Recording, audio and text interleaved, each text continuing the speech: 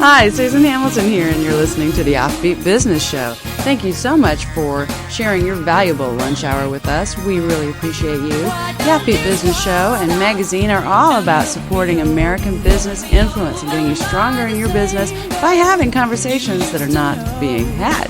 So let's just talk it up. I've got a great treat for you today. I'm talking with David Shaw of Walk the Paw. It's a local business right here in the Dallas area. And David, thank you so much for joining us today. Hello, Susan.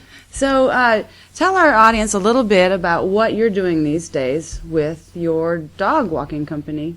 My business is structured to help people who are lovers of pets, who own pets, cats or dogs, who love them but don't have time to take care of them because of their lifestyle or their schedule. So do you think business owners get really busy and they don't have time to take good care of their dogs sometimes? It happens.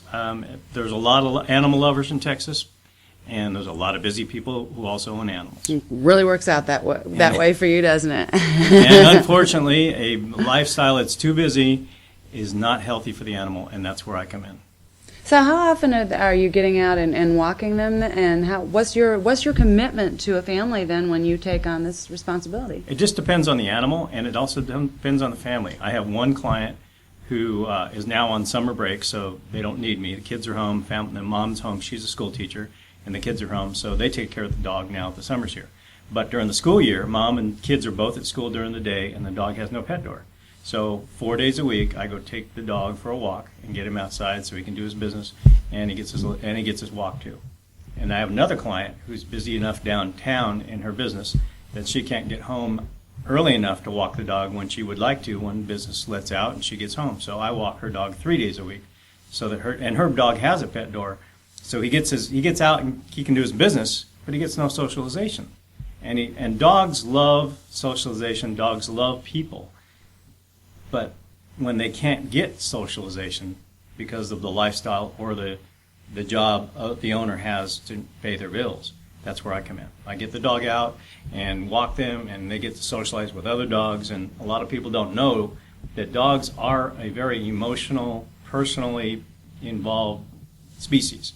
They don't like to be chained to a tree or a stake in the ground and left alone. It'll drive a dog. Your token dog, yeah. That can kill a dog, just like it would kill a person, to be stuck in a room with nobody. And dogs are the same way. They're not happy, and if that's what happens, if they're stuck in a room by themselves with no interaction, they start doing things that you don't like. Right. Chewing on the carpet, chewing on the door, chewing on the walls.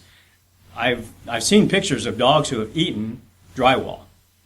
Oh my goodness! Consumed it, and it came out the next morning when they went outside. So when you were talking about socialization, do you take them to the dog parks then, where they get to play with each other, or how do you do that? That's what people would think. Yeah. Now, dog parks are for dog trainers and dog walkers and pet sitters.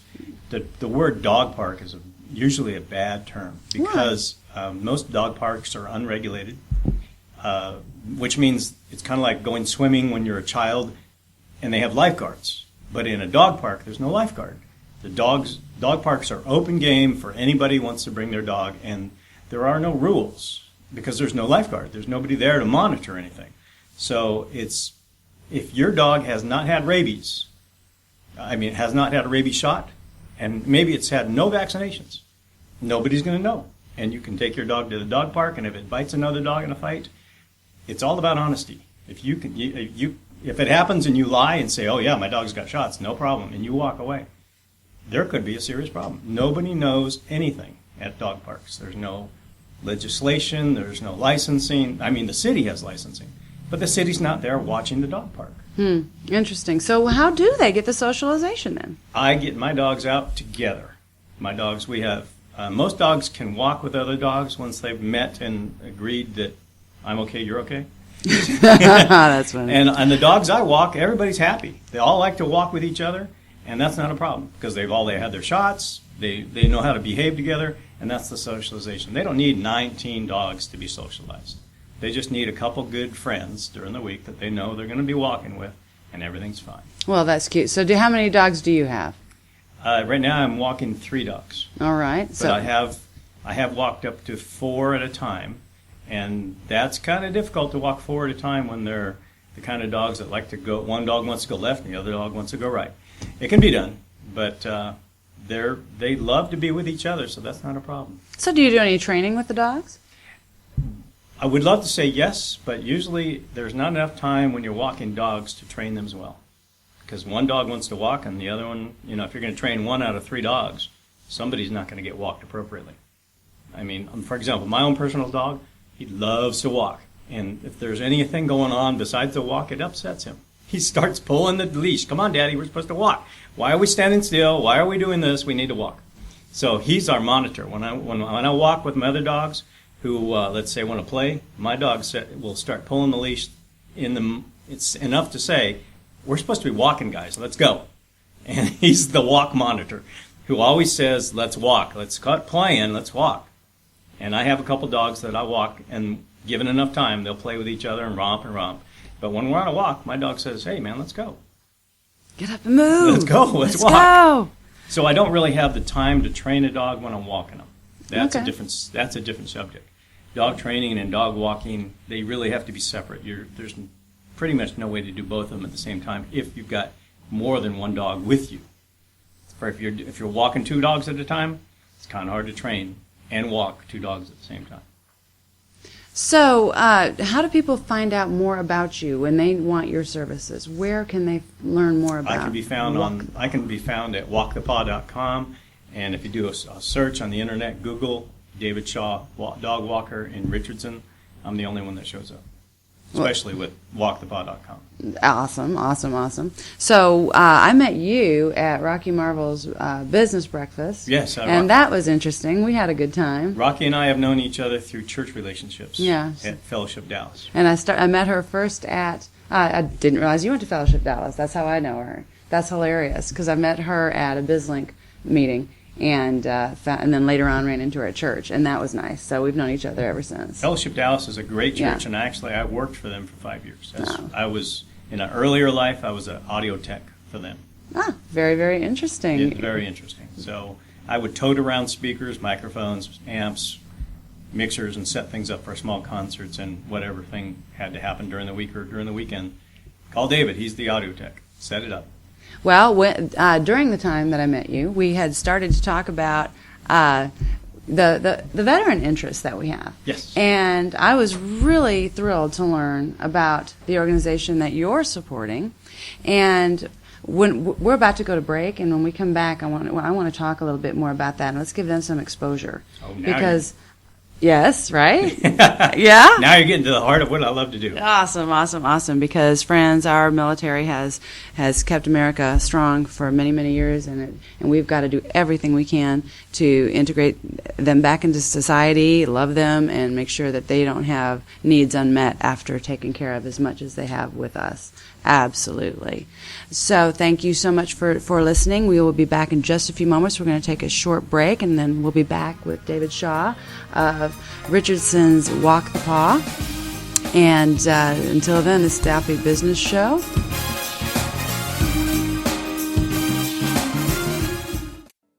You're on a mission to make a difference for your business, for your family, and for your community. And Philanthropy Focus can get you there safely for long-term success. Hi, my name is John Gilchrist, and I help small businesses and nonprofit organizations develop the fundraising plans to match the vision for your nonprofit's future. Many nonprofits struggle with fundraising, and without a sustainable revenue plan, they simply cannot fulfill their dreams and provide the much-needed services to the communities that they serve. Use my 30 years experience in fundraising strategy, board development, staff training, feasibility studies, and executive coaching to create the most successful nonprofit possible. The key is aligning your mission to your donors' passions. Philanthropy Focus develops the programs that can make your nonprofit's dream a reality for you and your clients. And I look forward to growing the nonprofit sector as your partner. Call me, John Gilchrist, with Philanthropy Focus at 469-215-1651. Fundraising strategy, planning, coaching, and success. Discover more at www.philanthropyfocus.net and call me today at 469-215-1651. Be sure to look for our ad in the Offbeat Business Magazine.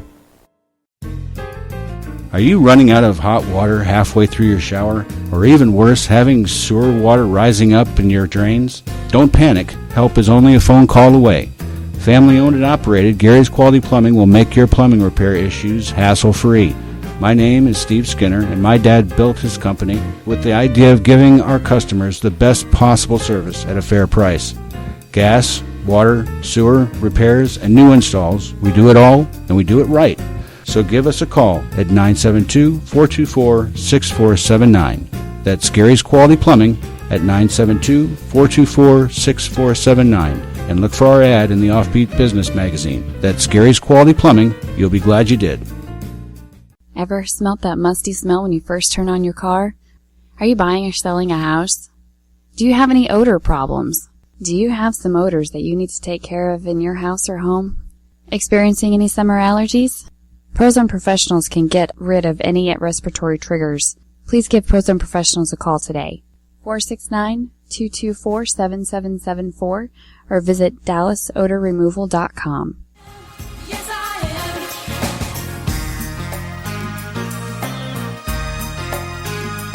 And we're back. This is Susan Hamilton, and you're listening to the Offbeat Business Show, and I'm talking with David Shaw of Richardson's Walk the Paw.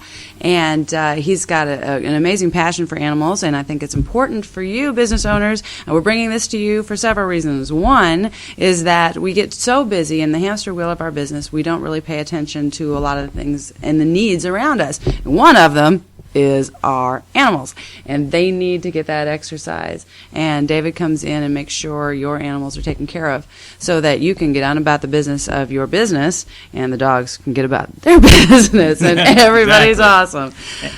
And if they don't need to walk, for example, cats.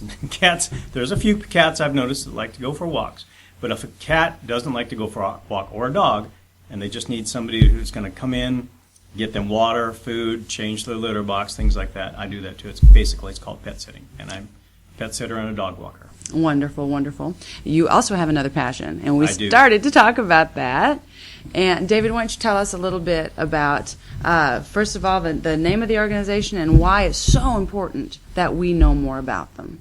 I'm an ambassador and a volunteer for PatriotPaws.org.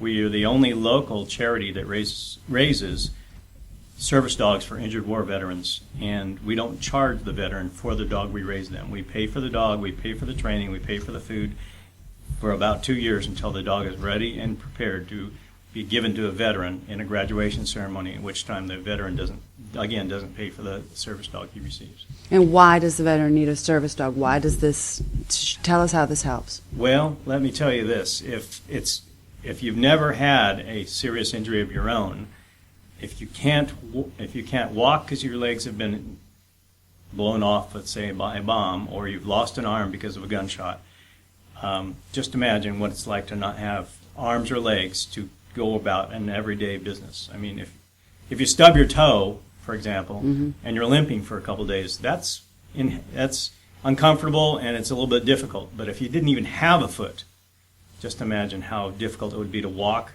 and conduct your regular business without a foot because it was lost in war. All right. And what we do for the veterans is we provide them a service dog so that they can get about their regular business, whether or not it's a dog that helps them while they're in a wheelchair or a dog that helps them when they're on crutches. So this dog gets things for? Yes, we train our dogs to actually pick up a prosthetic leg, bring it from one room to the next. Oh, wow. And we even have dogs that can help a man zip his pants up, put his socks and shoes on. We do everything possible to make sure that the veteran has the ability to be returned to life just like a normal human being does. I imagine there's quite a bit of affection that is probably very good for the soul. Yeah, oh yeah. It's just amazing how God has created dogs to do things that even humans can't do. Even a robot or even a human can't do some of the things that dogs can do for us. If you consider therapy dogs in hospitals, a human can do great things in a hospital, but when a dog comes into a hospital, let's say a children's ward, cancer ward, or something like that, the kids and the adults, they light up when a therapy dog comes in. They don't always light up so much when a human comes in.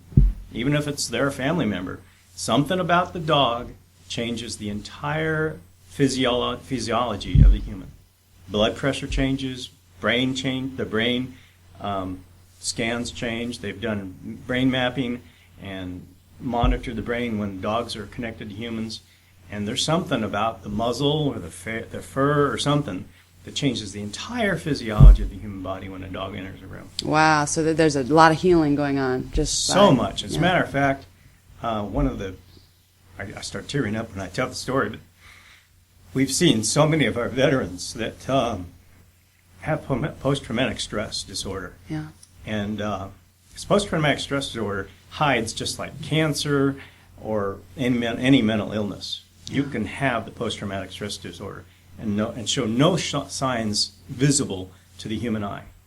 But because of the way they have fought and where they've received their injuries in foreign wars, they can't always go where there's crowds of people, because the crowds of people may have been where a IED bomb went off or a suicide bomber drove through a crowd, and that's where they lost maybe their hearing or their sight. And even though they may have come back with their arms and their legs intact, their brain and their emotions are shattered. And there's a lot of stories. We have more than one story of guys that come back from war, or women, who hide in a closet every day for years in fear of what could happen if the closet door opens up. And one of our most touching stories is a daughter who hadn't seen her dad. Excuse me. She hadn't seen her dad for years because he was hiding in the closet from the fear of what happens outside the world. Wow. When he received his service dog for his post-traumatic stress disorder, his entire life changed.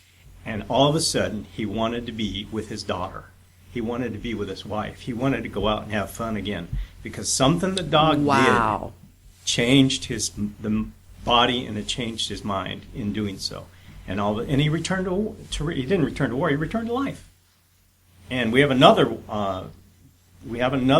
veteran who lives in Weatherford, and he is now a school teacher in a school system down there, because he's an elementary school teacher, because the dog gave him the ability to return to regular everyday life. And he's got his arms and legs. That's not an issue. It's the post-traumatic stress disorder that had him in fear of being around people. And now he's a regular everyday school teacher with his service dog who goes to school with him, and the kids love it. The kids love his dog. It's just amazing that a dog can do so much for humans. That cats are cool. There's no such thing as a service cat. But cats are cool. But dogs do things that other animals can't do.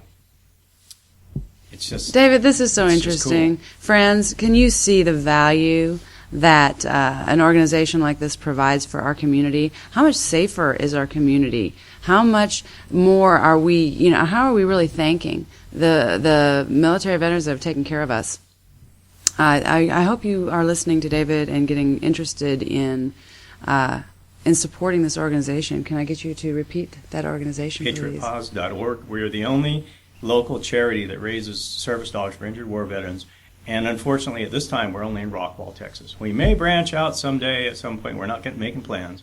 But right now, we're located in Rockwall, Texas, on just off of Ranch Trail and Horizon.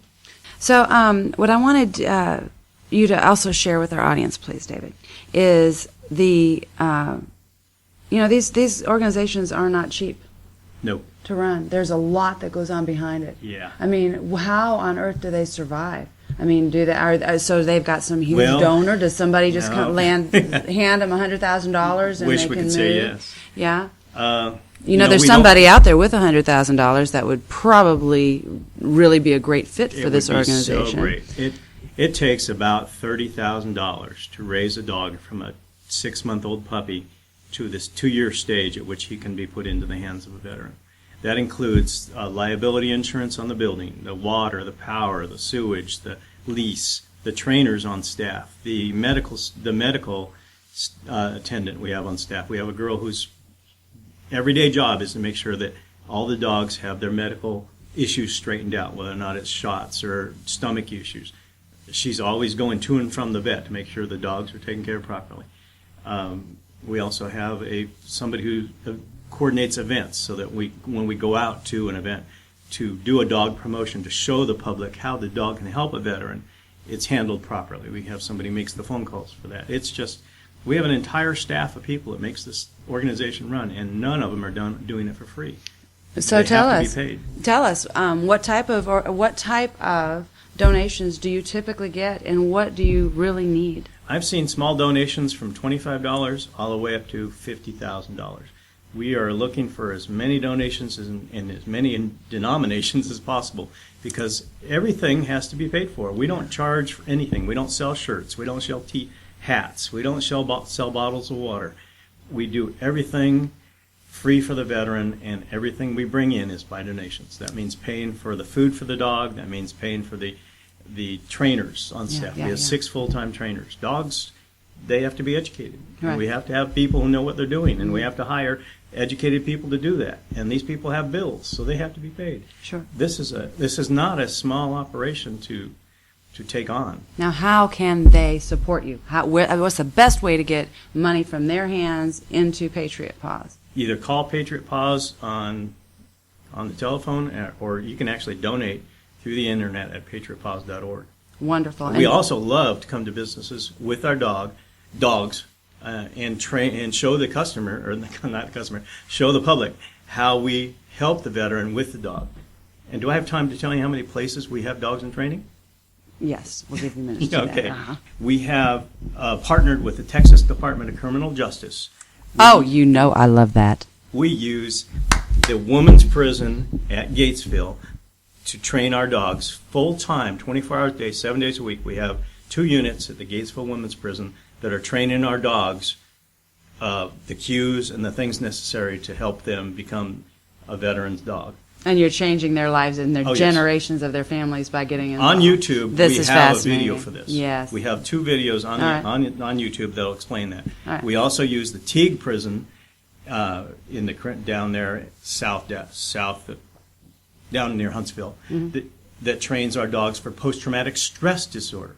We also use the A&M, Texas A&M facility. We have I can't remember, 12 I think, in girls and men down there in the animal husbandry program that are also training our dogs. So we have dogs in training in multiple different locations, but home office for us is in Rockwall.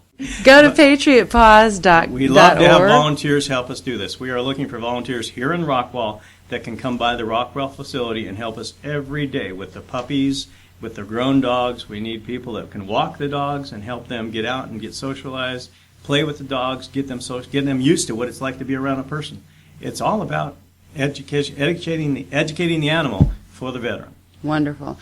Friends, you know somebody who needs this information. You already know somebody in your scope of reference, in your circle of influence that has the answers to these solutions, and that's why we share it at the Offbeat Business Show. So make sure you go to offbeatbusiness.com to find all the lineup of the upcoming shows, all the replays, and sign up for your very own subscription to the Offbeat Business magazine, where you're going to get articles that help you stay connected with this and share this information. I think you found that number. I found the phone number What for was that Patriot number? Paws, 972-772-3282. Wonderful. This is Susan Hamilton. You've been listening to the Offbeat Business Show. You can find everything you need at offbeatbusiness.com.